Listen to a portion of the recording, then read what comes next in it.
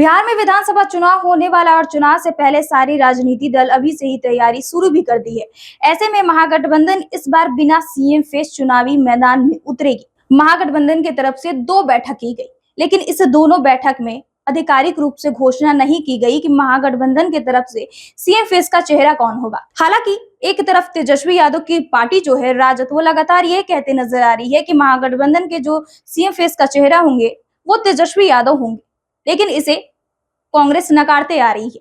ये भी देखा गया है कि कांग्रेस प्रभारी कृष्णा अलवारू भी और खुद तेजस्वी यादव सीएम फेस के सवाल पर टोल मटोल करते नजर आए, साथ ही साथ ये सवाल को टालते भी नजर आए। जिस तरीके से ये दोनों बैठक की गई, इस दोनों बैठक में ऐसा कयास लगाए जा रहे थे कि सीट शेयरिंग की तो बातें होंगी। कहा गया था कि इस दोनों बैठक में हो सकता है तो महागठबंधन की तरफ से सीएम फेस को लेकर इसमें बातें हो सकती है, लेकिन जब ये बैठक खत्म हुई तब पता चला कि अभी तक आधिकारिक रूप से घोषणा नहीं की गई है कि महागठबंधन की तरफ से सीएम फेस कौन होगा। आखिर महागठबंधन की पूरी रणनीति क्या है, पूरा प्लान क्या है कि इस बार बिहार विधानसभा चुनाव में बिना सीएम फेस घोषित किए चुनावी मैदान में महागठबंधन उतर रही है। हम आपको आज इस वीडियोस में पूरे विस्तार से बताते हैं। बता दें कि बिहार के चुनाव को लेकर 17 अप्रैल को पटना स्थित आरजेडी दफ्तर में महागठबंधन की पहली बैठक आयोजित की गई थी। इसमें सभी दल ने आपसी समन्वय को लेकर आगामी चुनाव को लेकर एक कोऑर्डिनेशन कमेटी गठित करने का फैसला लिया था। इसकी कमान तेजस्वी यादव को सौंपी गई। आगामी चुनाव को लेकर सभी तरह के फैसलों के लिए महागठबंधन द्वारा इस कमेटी को अधिकृत किया गया। इसके बाद कयास लगाए जाने लगे कि तेजस्वी ही महागठबंधन के चेहरा होंगे, लेकिन इसके बाद 24 अप्रैल को पटना के सदाकत आश्रम स्थित प्रदेश कार्यालय में महागठबंधन की दूसरी बैठक आयोजित की गई। इस बैठक के बाद साझा प्रेस वार्ता में जब तेजस्वी यादव से सीएम फेस को लेकर सवाल पूछा गया तो वे गोलमोल जवाब देते हुए नजर आए। तेजस्वी यादव ने खुद कहा कि हमने आपस में ही तय कर लिया है, समय आने पर बता दिया जाएगा। उन्होंने संकेत देते हुए भी यह भी कहा कि पिछली बैठक में स्पष्ट हो चुका है, होशियार लोग समझ जाए। जिस तरीके से इनकी बातें थी कि होशियार लोग समझ जाए, क्योंकि पिछले ही बैठक में ये पूरी बातें स्पष्ट हो चुकी थी कि आखिर महागठबंधन की तरफ से सीएम फेस का चेहरा कौन होगा, लेकिन ये आधिकारिक रूप से घोषणा नहीं की गई महागठबंधन की तरफ से।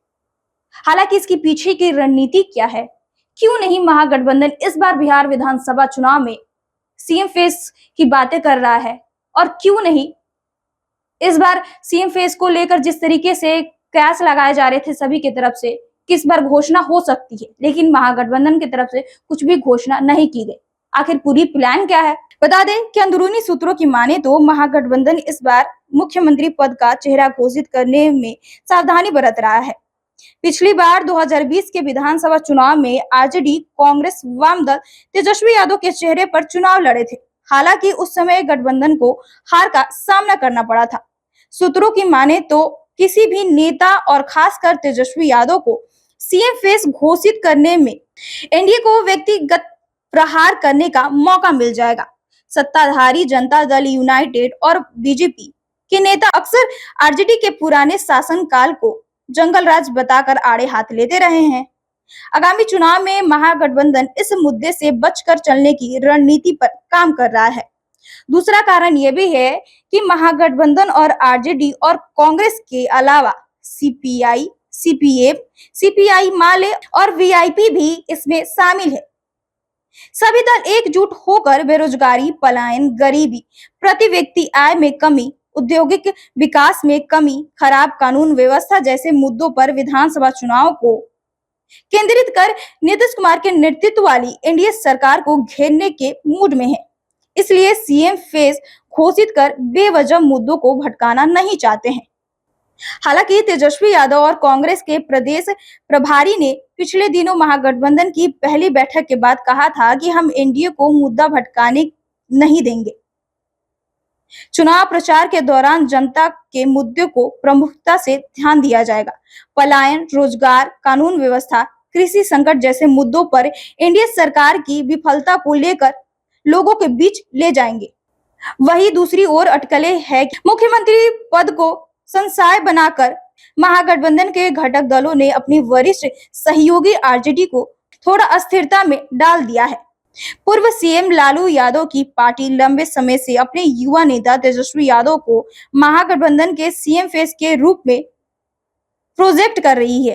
कहा यह भी जा रहा है कि कांग्रेस सीट बंटवारे के दौरान अच्छा मोल भाव करने के लिए सीएम फेस की घोषणा को फिलहाल के लिए टालना चाहती है।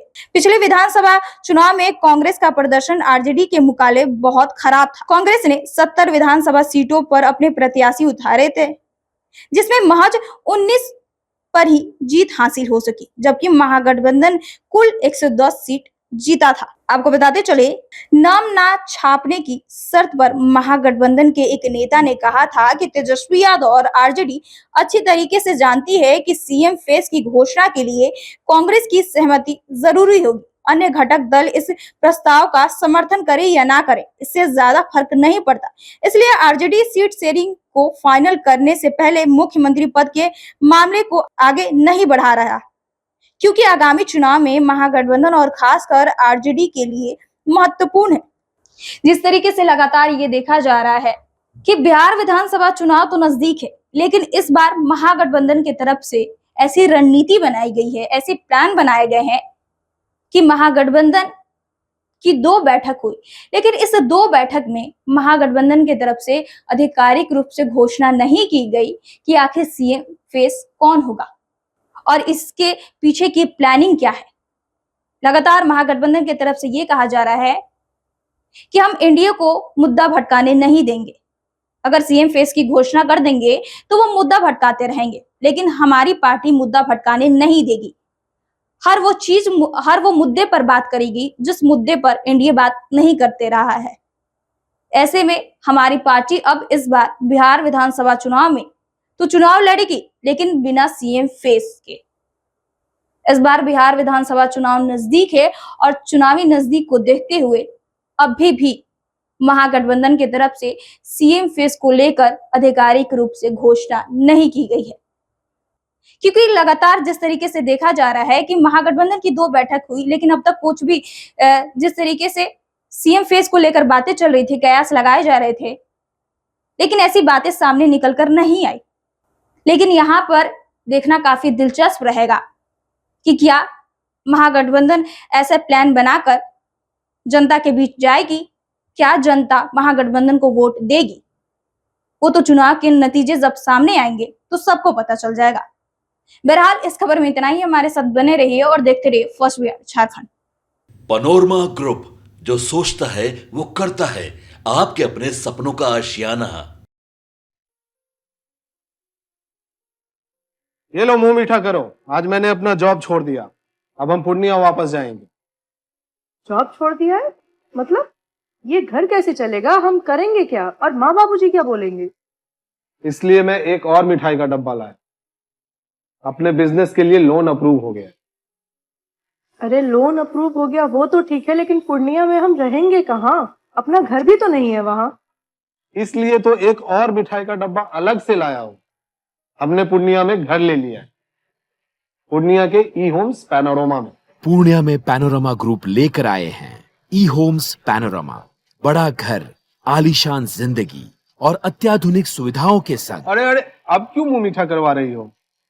क्योंकि हम घर वापसी जो कर रहे हैं। घर वापसी की खुशी पूर्णिया में ई होम्स पैनोरमा के संग। ई Homes Panorama, luxurious lifestyle redefined.